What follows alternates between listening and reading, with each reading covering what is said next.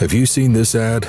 Donald Trump is spending millions attacking Kamala Harris on a desperate lie. Taxpayer-funded sex changes for prisoners and illegal aliens is a Trump administration policy. He's attacking Kamala Harris for his own record, and he thinks you're too dumb to get it. He's gaslighting America because Trump is for he, him. Kamala is for us. Turn champion, and the first man do it 3 times. Good left and right by Ali. That shuts things up. The greatest of all time. Muhammad Ali has formally retired from boxing. No, I wouldn't come back if I thought I'd go out a loser. I know I can whoop home. Howard Cosell and Muhammad Ali, the final rounds. Tonight on Classic Wide World of Sports.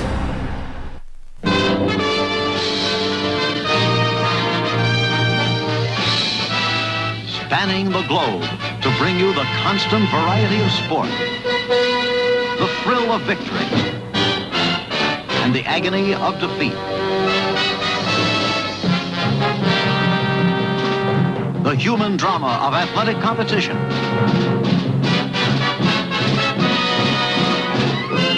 This is ABC's Wide World of Sports. Hello again, everyone. I'm Chris Fowler, and welcome to Classic Wide World of Sports. By 1977, Muhammad Ali had reached legendary status, his story glorified on the silver screen. Columbia Pictures presents The Greatest, a story you only think you know. All your life, you've been training for one thing, the heavyweight championship of the world. That's right, and I will be the next heavyweight champion. He had a long list of exploits and accomplishments, but his appetite for the limelight seemed insatiable, and it would lead him to capture some more glory and suffer some indignities in the years ahead. He had defended his title 4 times in 1976, facing only one legitimate contender, Ken Norton, for a 3rd time. And now, after holding the heavyweight title for over 2 years, his future was uncertain. When he appeared live on Wide World of Sports with Howard Cosell on January 2nd, 1977, Ali had no fights on the horizon, and his second wife, Belinda, had recently sued for divorce. By then, the chemistry and kinship between Cosell and Ali had grown for nearly 12 years on the wide world stage, and no subject was off limits for the unrelenting Cosell. We have in our Chicago studios, still as we begin another year, the most recognized man in the entire world, recently turned actor. He has done a movie about his own life. He's done it with so signal an actor as Ernest Borgnine, past Oscar winner for, of course, Ernie's role in Marty. But everybody wants to know. Witness Red Smith's column in the New York Times today with Muhammad's picture. Everyone wants to know what's going to happen to Ali in the year 1977. Once and for all, will you fight again? We might. We're not sure yet, Howard. You know, I'm really undecided. I've made a few statements. I just fought Norton about 2.5 months ago, so really I'm not obligated to fight, defend the title but once a year. But I really believe that I will fight again. I wanted to get out of it a couple of times, had mixed emotions, but I'm sure that I will probably go again, and that might be in another 6 months. But I'm still trying to make a mind up because it's important to get out of this thing undefeated, well invested, still with the great image. And we are, as you know, I'm slowing down a little. My time is a little off, and barely winning these fights lately. And I want to get out on top, so I'm really confused, and I don't know what I want to do. But as of now, I'm still the world heavyweight champion. I'm still active, but I'm still deciding. Muhammad, you threw a lot into that answer. You are confused. Now, the truth is, you have told me repeatedly, privately, you don't want to train anymore. Deep in your heart, you don't ever want to fight again. The reason you will fight again is because of the marital entanglement and your present need for money. Isn't that? Let's put it on the table. Isn't that true? No, sir, that's not true. As far as money is concerned, we never get enough money. Rockefeller is still looking for it. J. Paul Getty is still looking for it. And Howard Hughes' firm is still looking for it. And I'm still looking for it. And you are still looking for it. And you called me up yesterday, and you set this thing up, and you know you need me more than I need you. That's why I came here to do this show. Keep it in your mind with all your smart questions. You need me more than I need you. Well, it's entirely probable, although it's a matter to conjure with. And also, I heard some And if I brothers- do, you've got a scoop, Buster. Some friends Now of listen mine, to me. Some friends of mine told me you wouldn't eat my candy bar. There's a Muhammad Ali candy bar out there. You're laughing. You wouldn't eat the chocolate. You don't like chocolate. Well, So you know what that means. Yeah, I know what that means. Now listen. So you go to Woolworths and Corvettes and buy What one of you my have candy just bars. implicitly told us is that you want to fight Bobbitt I don't want using to the fight Great nobody. White Hope No, as a I don't. tune-up for Foreman. No, I don't want to fight Bobbitt. I don't have to fight Bobbitt. I don't have to fight Foreman. Look, I am the Lord of the Ring, Howard. It all comes around me. I know my value. I know who I am. Don't make Bobbitt no great fighter or no Foreman. They are nothing without Muhammad Ali. I know that, and you know it. They might be considered. As of now, I'm the heavyweight champion. I'm still fighting. I want to tell you that live here on television. I'm still in the ring. I'm still the champion. And I'll fight who I want to fight, when I want to fight. And I do what I want to do because I rule boxing as of this moment. All right, let's wash this out now. I'm still the champion. I'll tell you and what- listen now. I'm still the champion. And I want to fight again, and we'll soon be negotiating probably with Bobbitt or Foreman. That's what I want to do as of now. I might get hit by a car next week. I might change my mind again. I told you I'd do what I want to do. All right, I've got 30 seconds left. Now answer shortly. Your religious leader, Wallace Muhammad, you made a commitment to. You told him you wouldn't fight again. How do you square that commitment? I don't square nothing here on television with you. I'm free. Wallace Muhammad, an Islamic Muslim leader, free. And the last thing I do is explain something to you, anybody. I've talked with him, and I will talk with him. He will let me do what I want to do. If I want to fight and it's in my heart, I can. If I don't want to fight and I'm forced to fight, he says bad. I can do what I want to do. I don't have to answer to you. I told you, you need me. I don't need you. All right. You're laughing, but it's true. I don't need you. I never see you again, never do an interview with you again. I'm going to still be a world figure. You're just an American figure. I'm a world figure. Ali certainly was a world figure, but he didn't always behave like one. His name and face became associated with a wide variety of ventures. He hawked everything from roach spray to motor oil. Motorcraft tune-up kits. They have the stuff. Motorcraft parts. I tested tough. Ali's next venture was an exhibition to prepare him for an upcoming fight with Alfredo Evangelista. In April of 1977, an out-of-shape Ali took center stage as he went 3 rounds with 25-year-old Jody Ballard. Ballard had amassed a 28-6 record as a pro, but was no challenge for the affable champ. Ali also went 3 rounds with 19-year-old Michael Dokes, who was 5-0 in his young professional career. Ali may have been old and out of shape, but he still had more spunk and verve than the 19-year-old. Of all time, young boy, just do 2 things. I'm the greatest of all time. Evangelista can't be no better than these 2 black brothers you just saw. Can't be no better. And did you see me overweight, not in condition, and didn't have no real trouble? Still moving? My legs are there, my reflexes. I'll lose the weight, I got time. But do you think these 2 bad brothers can't get to me? What do you think some evangelist is going to do? This is Muhammad Ali, together with his wife Veronica, walking through historic Red Square in the Kremlin after having visited Lenin's tomb. In an extraordinary 10-day visit to the Soviet Union, the 2-time heavyweight champion came to grips with history, ancient and contemporary. Coming up on Classic Wide World of Sports. Muhammad Ali defended his title twice in 1977 against Alfredo Evangelista and Ernie Shavers. He won both 15-rounders by decision, but absorbed a great deal of punishment in the process.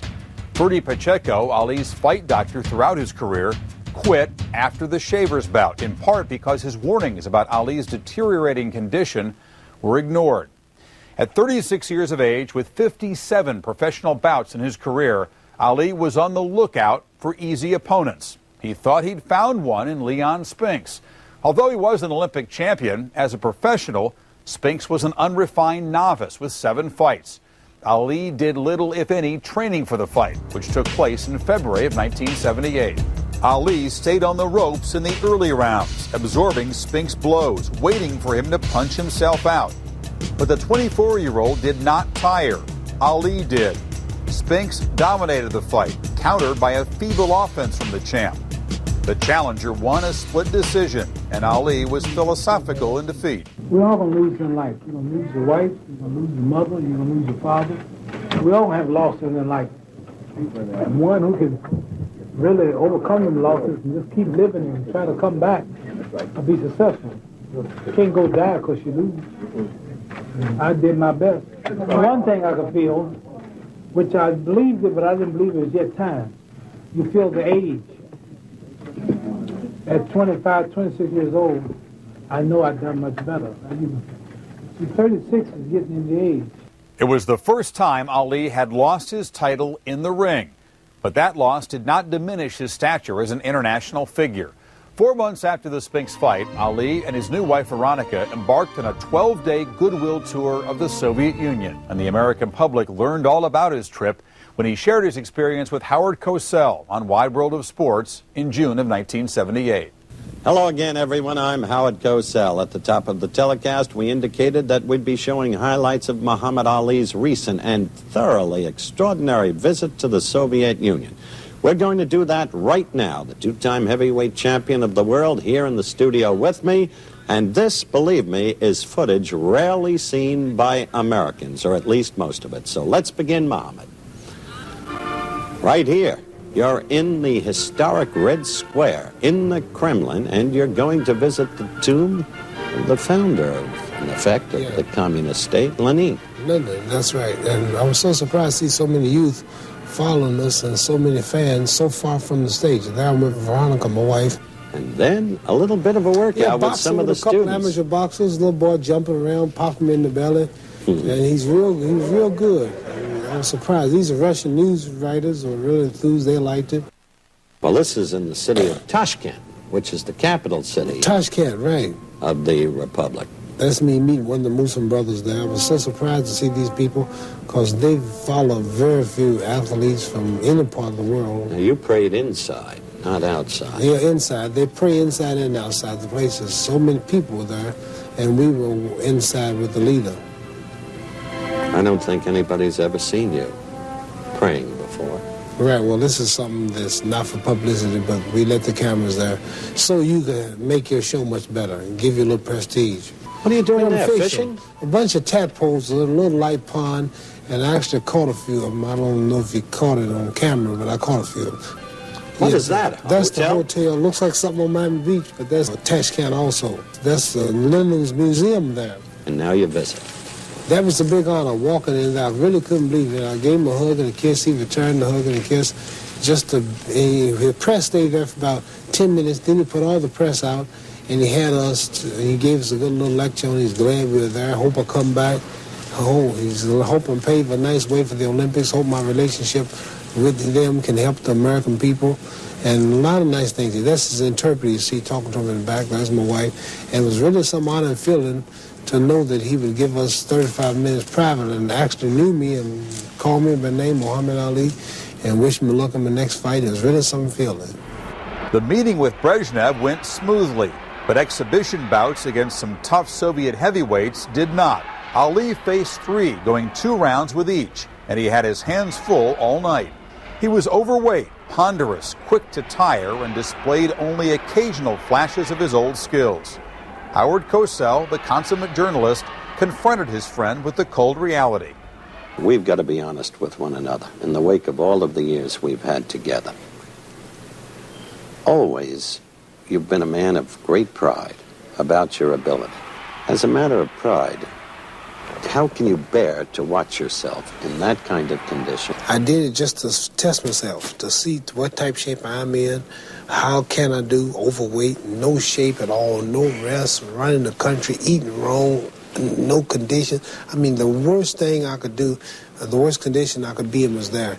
And I managed for you all to tape 6 rounds, you paid for it, and you thought it worthwhile showing, and I still didn't look that bad. So it's good to see myself do that good in this shape with young fighters, which lets me know I can do much better if I get serious. All right, another very serious question. When you lost to Leon Spinks, how have you been able to keep your whole posture the way you have, to have the attention drawn to you in the wake of a loss to so young a fighter, when you have been, in your time, perhaps the most skilled fighter who's ever lived. I'm not just a boxer. If I was just a boxer, see, it's the mind which controls the body. The body don't control the mind. And I have a mentality, since I'm Muslim, and the knowledge that I've received in my few years here on earth has made me transcend sports. Like the minute I lost to Spinks, I was in Bangladesh 2 days later with 1,800,000 people at the airport and President Rahman. Mm-hmm. Now just left Soviet Union president. People don't look at me as a boxer. And most boxers who lost the title, the crowd went the other way, but people recognize me for more than the boxing. They realize that I'm not finished. They realize I made a mistake, made a misjudgment, lost a close decision, but Muhammad, I'll return. You know you've told me that you don't like to train anymore. You've told me that. I never did like to train, but I don't like it. I hate it more so now. But I can train for one more. You can. I can go again. Yeah. This will then be your last fight. We hope it to be. I would like to be the first man to gain the title 3 times, end up retiring with the title, and first one to do it 3 times and go on and do something else. That's what I'd like to do. I'm not saying for sure, I promise you that when I win, I'm going to retire. I've only got 40 seconds left. It's been written and written that you're dead broke. Is that true? Dead broke? Broke how? No money. No money? That don't make no sense. I had no money. That's what they've been saying and writing. The New York Times did a long piece on it. I don't understand why they could say that. You do have money. Do you have money? Yes. Well, if you got it, no, I got it. I made 10 times more than you. That's true. Well, then you're not broke. Broke? What you talking about? Okay. Good luck to you. September 15th. Yeah. And the trip was extraordinary. Cosell and Ali never rehearsed anything. It was totally spontaneous, totally off the cuff. I believe they had a tremendous mutual respect for each other. I think they enjoyed clowning with each other. But again, Howard was never afraid, despite all of that, and despite what many people viewed as an act, Howard was never afraid to go at him journalistically, and Howard never pulled back from anything that he should have been asking Ali from a journalistic standpoint. Ali's back in training for a return match with Spinks. Next on Classic Wide World of Sports. Muhammad Ali trained hard for his upcoming rematch with Leon Spinks, determined to become the only man to win the heavyweight title 3 times. Spinks just borrowed my title, Ali proclaimed, and in a way Spinks agreed when he said of his idol, "Ali's the greatest, I'm just the latest." 6 days before the fight, Ali took time out from his training to talk with the inquisitive Howard Cosell. Right now, in New Orleans, Louisiana, we have Muhammad Ali at ringside in the Municipal Auditorium, hopefully waiting to talk with us. Muhammad, you actually sparred 15 rounds today, which proves all over again that you're in the best physical condition you've been in since the Thriller in Manila. Yes, Howard, it's either do or die now. And I'm planning on this being seriously this time, my last fight. Not only going out with the title 3 times, but to retire period with the title. So I'm doing everything serious. Today was my last hard day of real working. Ran about 5 miles this morning, plus boxed 15 rounds a day to test my stamina. From now, I'll just tape off.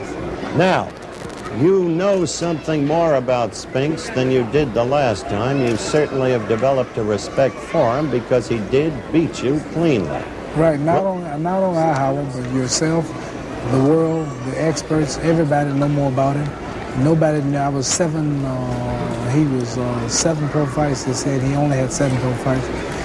He was unexperienced, just like the Olympics, never going over 10 rounds, barely beat Scott Duke. This kind of publicity didn't really help me. I wanted to win, but I didn't really train to win. Now I'm really ready. I think you look at my face now, you look at my body, my features, you can tell now this is not the same Muhammad Ali. Accepting that, then you know you have to fight differently, different tactics. Just the same old dancing and moving. No more rope-a-dope. Oh no, that's the worst thing I can do, because I found out this man's got great stamina. Leon Spinks is one of the greatest fighters in the history of boxing. I know because I was in that 15 round. He's one of the greatest of all times. And to be that great, I wouldn't be so serious and training like I am. I found out, the world found out, the man is great, and you got to be good to beat him. All right, can you knock him out? I don't know. I might not. I'm not going to predict nothing. I can't predict a round. I think it won't go the distance. I think I should stop him before 10. I'm still speculating and talking. But I'm here to tell you now, the man is dangerous. All right, accepting that. He's dangerous. There's more than dollars here. And he's crazy. And don't give a damn about nothing. That's true. He just, come at you. Ali punching upward that time with the right. Spinks wild. Misses. Ali with the right lead connected. Ali giving him a boxing lesson. Next on Classic Wide World of Sports, a return to glory. On September 15th, 1978, over 63,000 people, the largest crowd ever assembled for an indoor fight, packed the Superdome in New Orleans, hoping to bear witness to history. Muhammad Ali, age 36, would take on two opponents that night, 25-year-old Leon Spinks and Father Time. The fight drew what was then the second largest television audience in history when it aired on ABC. And one day later, Howard Cosell gave it another look on Wide World of Sports. In 25 years on the sports beat, I have never seen a crowd like this one. Not anywhere. Not in the World Series. Not at the Superdome. Their din was ceaseless. They were more excited than the fight, in fact, was exciting. And nobody knew what Muhammad Ali had left, if anything. Spinks seemed composed. He was composed before the bell and energized after it. But Ali was ready this time, holding Spinks when he needed to, pressing his weight against the smaller man. Unlike the first fight, Ali was moving and jabbing. Howard Cosell recalled the memorable moments of the final rounds. We pick up the action with round 12.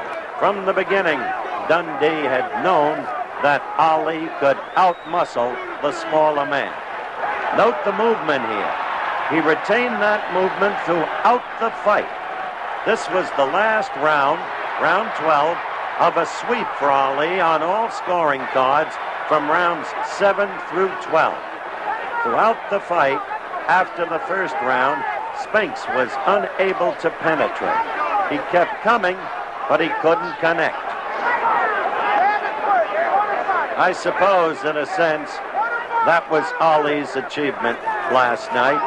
His ability to move and to dance at his age, when for the prior 2 to 3 years, he had shown little or nothing of such an ability. The 15th round, fight almost at its end.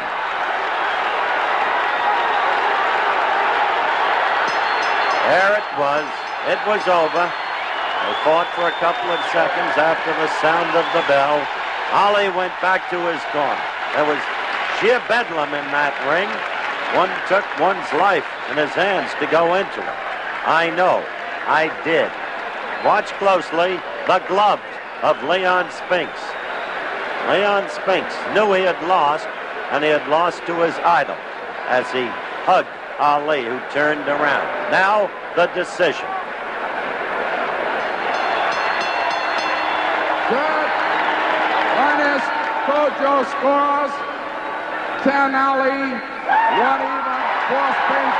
The new champion, Muhammad Ali. Muhammad Ali, the new champion. So there it was, and he was tired, but still ready to scream, the greatest of all time, of all time. Next on Classic Wide World of Sports, Ali reassesses. For a man 36 with a 25-year-old man, out-moving, out-gunning, out-endorsing, it was not great, exceptionally great. You're watching Classic Wide World of Sports. And so it's the morning after, and champion for the third time, Muhammad Ali, is here with me. Any thoughts the morning after, reflectively, about the fight that you'd like to express?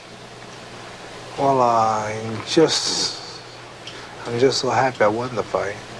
And the battle plans worked 100%. just what it did is what I plan to do.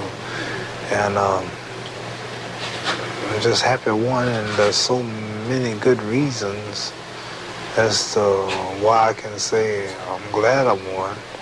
I can't think of them now. They'll come to me later. You appear to be absolutely exhausted, and your right hand hurts. Both hands are a little sore. Both hands. My shoulders are sore. My legs are a little sore and everything. I'm sore all over. It was not, I think you'll agree, a great fight in terms of the actual bout within the four corners. Well, for a man 36 years old to move and dance 15 rounds and to come out like I did after 15 years of wear and tear and the third title, it was a miracle fight. It was not just great, it was a miracle fight. But if I was 27, 28 years old, you could say that wasn't great. But for a man 36 with a 25-year-old man to outmove him, outgun him, out-endurance him, that was not great, exceptionally great. That leads us to the final question. You told me unequivocally in our pre-fight interview that this would be the last fight. Are you beginning to waver on that? Yeah. Why? Because I want to hold my title. I want the boxing people taking my title and telling me what I got to do. I have a right to wait 6 or 7 months to decide what I want to do. So as of now, I'm still champion. I'm not thinking about retiring. I'll make that announcement after about 6 months. My hands are sore. I just came out of a big fight. I'm the biggest thing ever happened to boxing, and I don't have to fight next month. I don't have to make no agreement. So they want to wait to see what I do. With Muhammad Ali, retirement was a dirty word. Because what do? You stop breathing? You stop living? No. Doing what he did was special. And he knew it and enjoyed it to the fullest. I'm not going to retire today, retire tomorrow, and give it back to him as hard as I fought for it. Let them look at my name as champion. Let the bigots and the hypocrites and enemies bow at my name for a few months and look at me. Just one note, if I may. It's been a lot of years that we've worked together. I think you make a lot of effective points, but I think you state them too often, and that may weaken them. In any sense. I do what I want to do because I'm free. That's right. You've certainly earned your title back. This is all men's day. We're free today. We congratulate you. We do what we want to do. Thank you. The greatest of all times. Of all time. What you've seen here today should just about conclude the Battle of New Orleans. Although after such an event, mixed opinions are inevitable and will be aired for a number of weeks to come. I hold to this view, subjectively for myself. I think that last night was a happening. I think it was the most extraordinary scene I have ever witnessed in my 25 years on the sports beat. And I think that perhaps Muhammad Ali was utterly right in what he told me.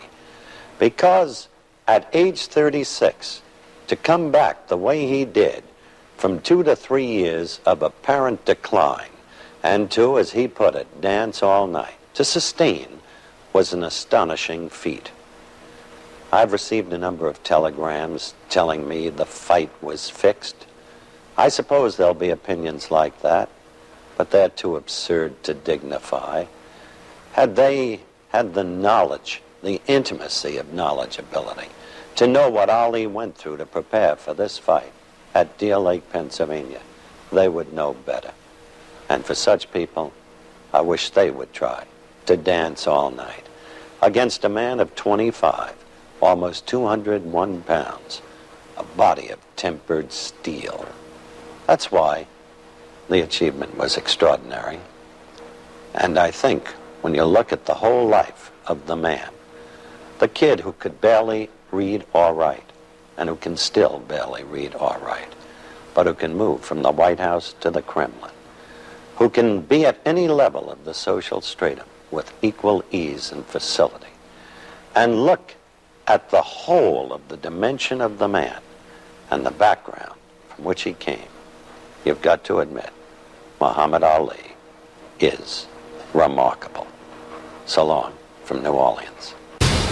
Muhammad Ali hangs up his gloves and takes a look back with Howard Cosell, next on Classic Wide World of Sports. Welcome back to Classic Wide World of Sports.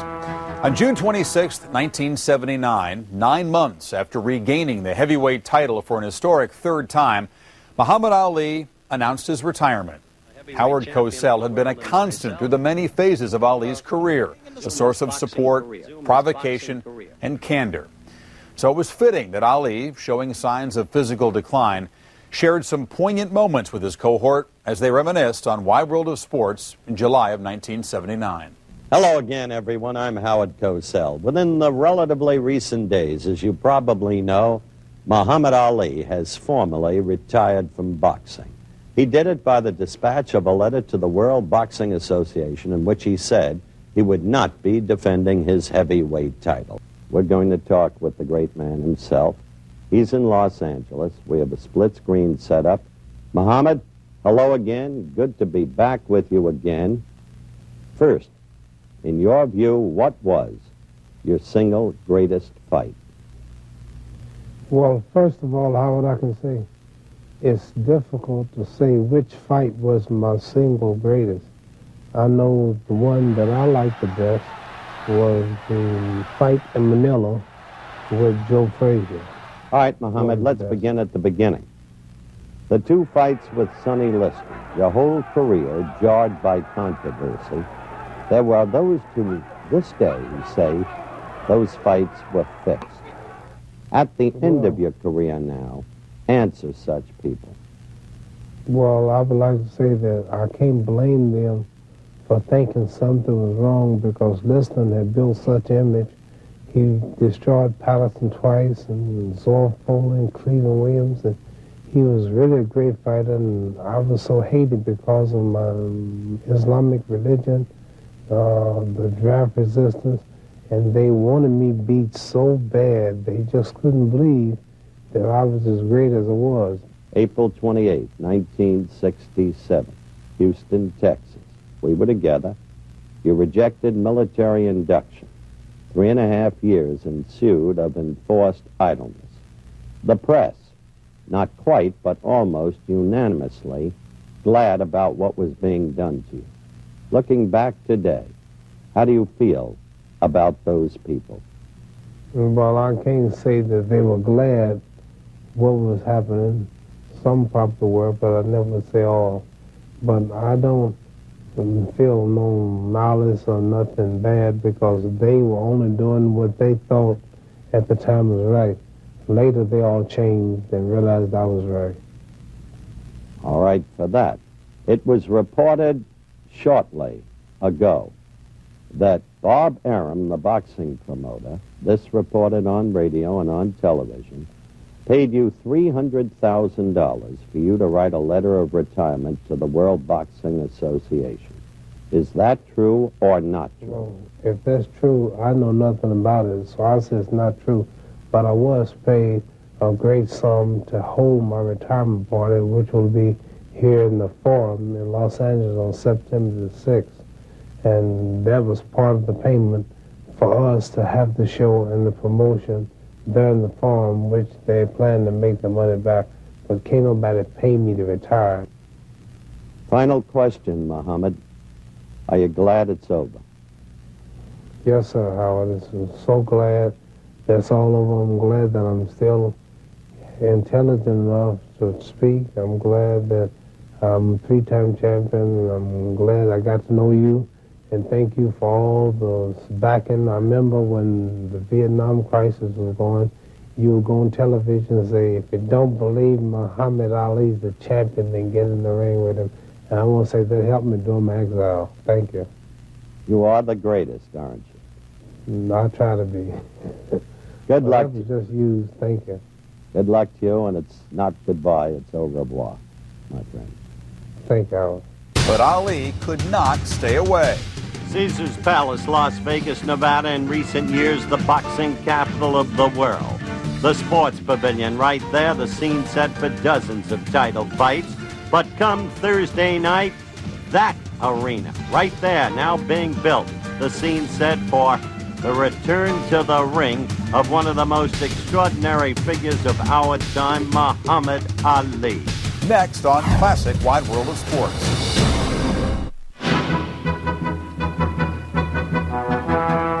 In 1980, 20 years after his boxing career began, the 38-year-old Ali came out of his short-lived retirement. Ali lost 36 pounds in a matter of months before stepping into the ring against the reigning heavyweight champion, Larry Holmes. Holmes had been one of Ali's sparring partners in the 70s, and he had nothing but admiration and affection for Ali. Howard Cosell revived his act with Ali one last time on Wide World of Sports 5 days before the fight. When Muhammad Ali retired, he said he didn't want to repeat the mistakes of the great fighters of the past. He would retire as champion, but now he's back in the ring, trying to turn back the clock, trying to recapture the skills that made him so great. His gym workouts have not given evidence that he can be competitive. I promise you, I destroy Holmes. You're looking at Muhammad Ali, the man who will be seeking next Thursday night to win the heavyweight championship of the world for an unprecedented fourth time. Muhammad is about to undertake a workout, but has agreed to speak with us right here and now via the satellite. Question one, Muhammad. A year ago, June, we did a farewell show together on Wide World of Sports. You said then, flatly, I'm finished, this is it. I'm not going to go out the way Joe Louis and some others have done. I'm going out on top. Why come back now? What's the inner reason? Well, at the time, Howard, I told you I wasn't going to come back. I was serious at that moment. Just like many times, I've been married 2 times. I promised never to leave my wife until death do us part. I changed. We have more divorces. We always change our mind. So I changed my mind. I'm back for the 4th time. Boxing has never produced a man great enough to fight for 4 times, and history will probably never produce another man who can fight for the title 4 times. So it's something I gotta do, and I'm coming back because I'm going to be the champ 4 times. I promise you, it'll be a miracle. Holmes will be no contest. All right. There'll be no contest. Muhammad, you will probably go into the ring, if I can take your word for it, at about 220 pounds. You've lost an enormous amount of weight. Have you lost your strength with it? That would have been true. That would be a true statement, Howard, if I did it in 1 or 2 months. But I've been working 6.5 months for this fight. Even before the fight was announced, I felt it would come off. I was training. I've been working gradually for 6 months. I'm in top shape. I'm down faster than ever. I'm equivalent to the same fight with Manila with Joe Frazier. I'll come in winning about 225. I'll gain a few more pounds resting and gaining strength so I can burn energy. Promise you, no, I wouldn't come back if I thought I'd go out a loser. I know I can whoop Holmes. Final question, champ. Will you decision him or will you knock him out? Knockout. Between 1 and 9. His behind shall be mine in 9. To show you how great I am, to show the world how super I am. I'm off 2 years, 253 pounds when I came back. And here's a man undefeated, 7 straight knockouts, and I'm telling you what I'm going to do. I want all of you to know right now, his behind shall be mine in round 9. His behind shall be mine in 9. It will not go 9. You've taken us back a lot of years with predictions. All right, Muhammad. Thanks a million. Go to your workout. Good luck to you. I'll see you next week. Howard Cosell reviews Ali's return to the ring. Next on Classic Wide World of Sports. On October 2nd, 1980, over 24,000 fans paid a record $5.7 million to see the former champ back in action at Caesars Palace in Las Vegas. 2 days later, Howard Cosell reflected on the fight and the career of the slowing Muhammad Ali on Wide World of Sports. Hello again, everyone. I'm Howard Cosell, here to bring you a post-fight report on the Holmes-Ali fracas that took place on Thursday night past. You have read about it, and you have read the truth. It was no fight at all. From the very beginning, the laws of physiology had destroyed Muhammad Ali. He had no fight in him, no punch in him. Holmes dominated in every round. There remained only the one remarkable Ali trait, the ability to take a punch as well as any man ever had. But he had nothing within him. He had ballooned up to over 260 pounds, dropped 50 pounds and more within the previous 6 months. There was no strength left. The skills were gone, the reflexes were gone. There was only the beating to be taken. It was a sad sight, and yet at the same time, because of the build-up, it was an outrageous sight, too. Immediately, the fight was over. I went and talked with a very shaken Angelo Dundee. Angelo, describe exactly what happened in the corner when you said you wanted to end it. Well, I had told Muhammad a few rounds before that if he don't start doing something, I'm going to definitely stop the fight. I said, I'll give you one more shot at it, see what you can get off, see if you can put this guy, because if you're not going to do nothing, the guy's going to keep on whacking on you. So when he came back that last round, I said, Muhammad, there's nothing there. You can't fire.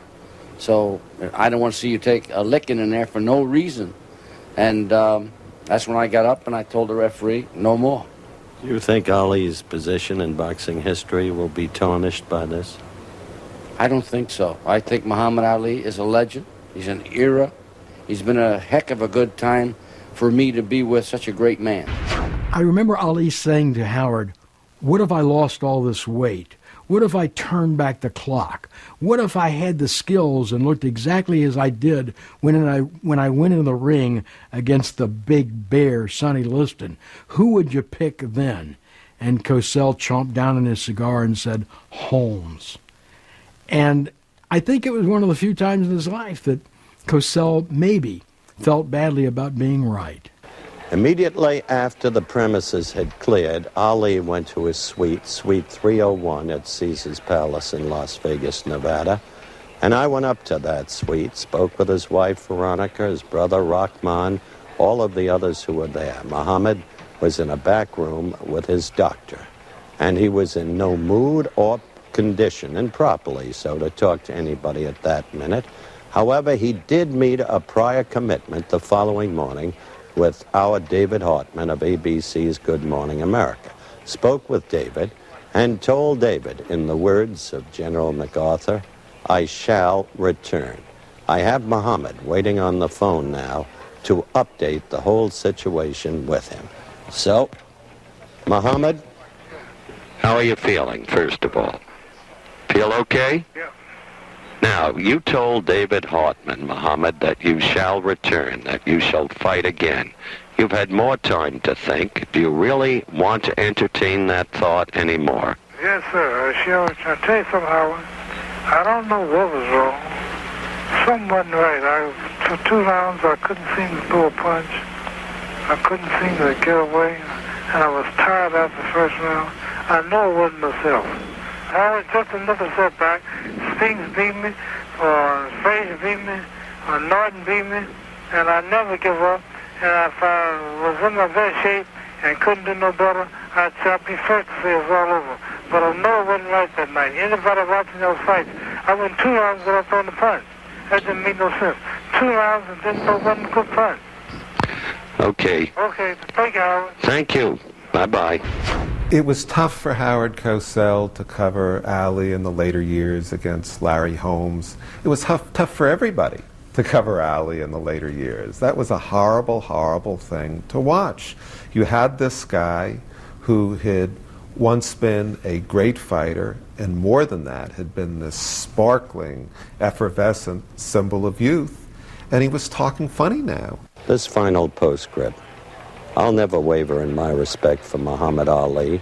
I agree with Dundee that his place in boxing history is secure, just as Joe Louis's was, after he had been knocked senseless into the canvas by Rocky Marciano. But it is impossible for me to believe that he should fight again and that he will fight again, because, as I said earlier, the laws of physiology are inexorable. Legends die hard, but if this fight proved anything, it proved that, like all of us, Muhammad Ali is mortal. Even though Ali would go on to fight one more time, his telephone conversation with Howard Cosell was his last post-fight analysis on Wide World of Sports, and the last time the two professionals would convene as fighter and commentator. We'll be back with the bittersweet postscript to the career of Muhammad Ali when classic Wide World of Sports returns. Muhammad Ali wanted one last hurrah after the fight with Larry Holmes. Ali had been diagnosed incorrectly for a hyperthyroid condition several weeks before the fight. The medication he was prescribed increased his metabolism and caused dehydration. He wanted one last chance, a chance to end his career on his feet, throwing punches, not slumped in a corner. He got that chance in December of 1981 when he fought Trevor Berbick in a bout promoted as the Drama in Bahama. What transpired was more a melodrama than a boxing match. It started 2 hours late because the promoters couldn't find the keys to the front gate of the baseball field where the fight was held, and no official fight bell had been provided, so a cowbell was used instead. As for the fight, Berbick was unskilled but aggressive enough to beat Ali, who simply had nothing left. The decision giving Berbick the win was unanimous. Well, I'm just sorry I lost, but I did my best, and I had 10 rounds to win. I couldn't do it, and my body wanted to do things that it couldn't do. My mind said do it, but I couldn't do it. And Father Time, nature got me, so I just take it as natural consequences, and I don't worry. I don't think it would be too wise for me to keep boxing. I figured after Holmes' fight, I had the excuse. I was dehydrated, too weak, but this time I had no excuses. I had 10 rounds, I wasn't sick, I wasn't too light, weight was like I wanted, so I gotta admit that my days come to the end. As Muhammad Ali's boxing career came to an end, so did his unique relationship with Howard Cosell, an association that had entertained, educated, and often infuriated viewers for 16 tumultuous years on Wide World of Sports. From the early 60s through the end of the Ali era, Howard Cosell and Muhammad Ali bantered and bickered, held together by respect, honesty, affection, and in the end, compassion. It was a partnership that brought out the best in both men. Which one needed the other more? That, as Howard said, is a matter to conjure with. Thank you for joining us. I'm Chris Fowler for Classic Wide World of Sports.